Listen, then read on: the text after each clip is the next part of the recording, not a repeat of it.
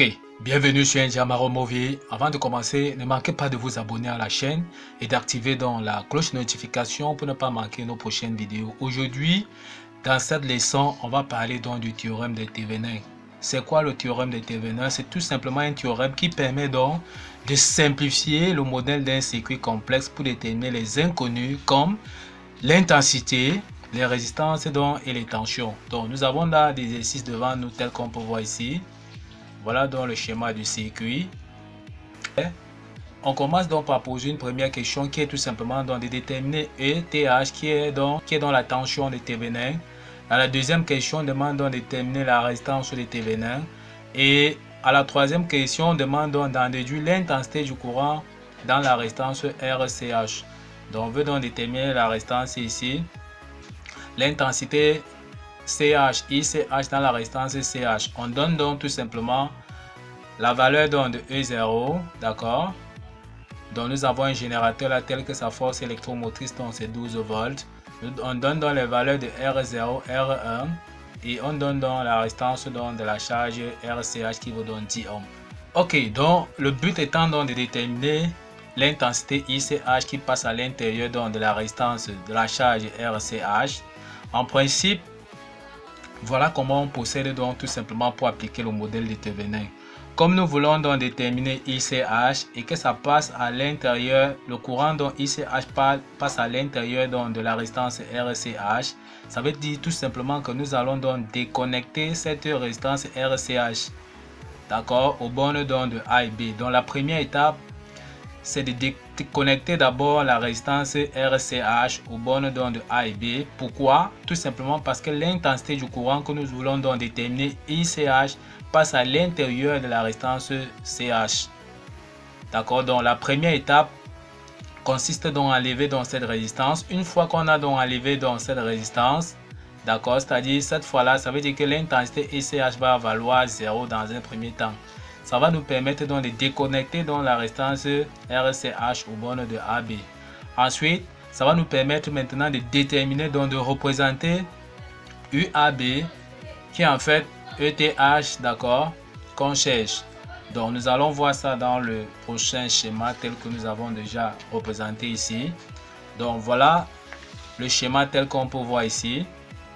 On voit que nous avons donc débranché tout simplement donc la résistance donc RCH, d'accord, parce que tout simplement ICH qu'on a envie de déterminer passe à l'intérieur de cette branche-ci.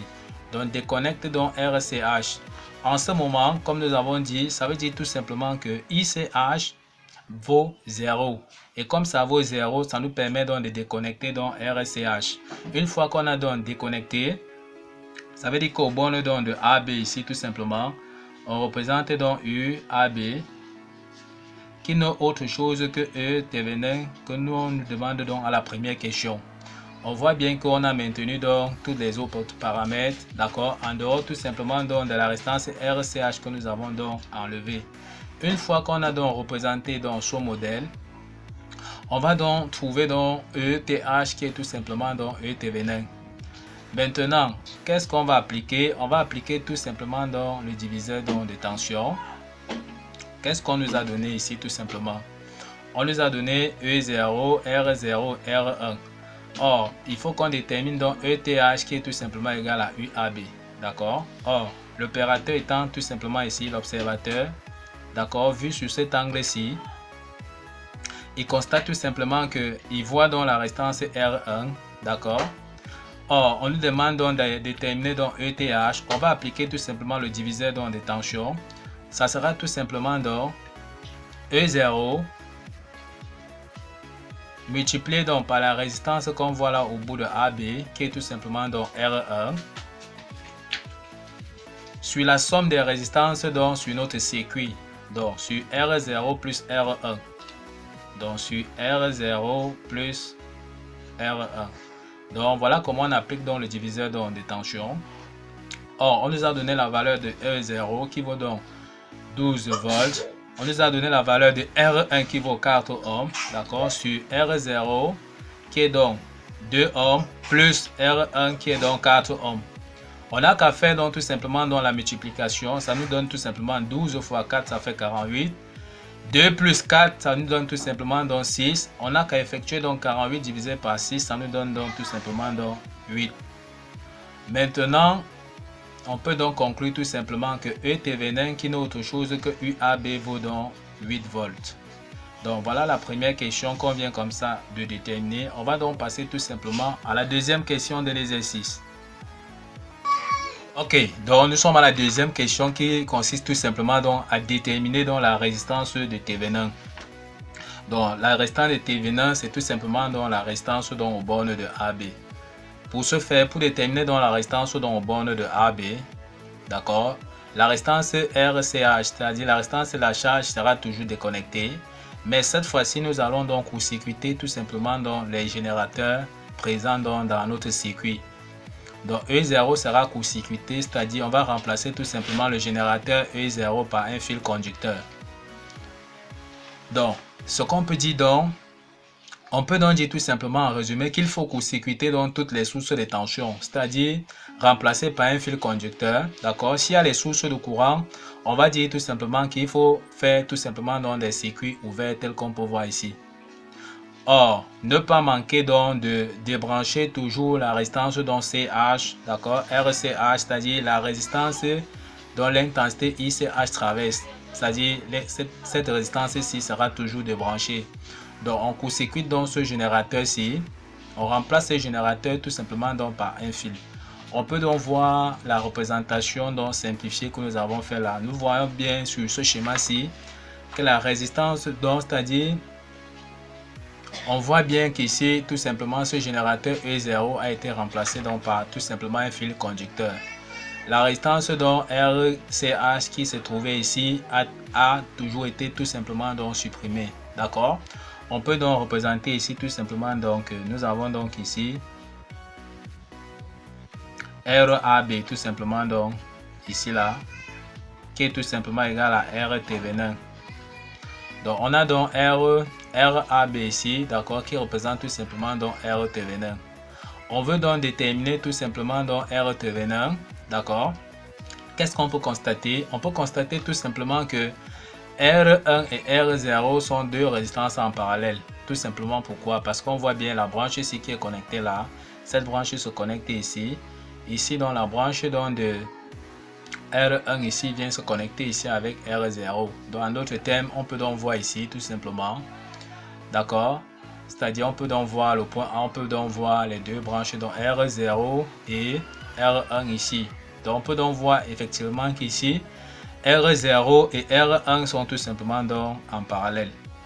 On peut donc tout simplement appliquer dans la formule, d'accord, comme R0 et R1 sont tout simplement donc en parallèle, d'accord. On peut donc dire tout simplement que la résistance est équivalente qui n'est autre chose que la résistance de Thévenin que nous cherchons ici, c'est-à-dire la résistance aux bornes de AB sera donc tout simplement donc R0, d'accord, multiplié donc R0 multiplié par R1, d'accord, sur R0 plus R1. Donc voilà donc la résistance de Thévenin. Tout ce qu'on a à faire, c'est remplacer chaque expression dont on passe à valeur. On a donné R0 2 ohms et R1 4 ohms. On remplace donc chacun par sa valeur ici, d'accord.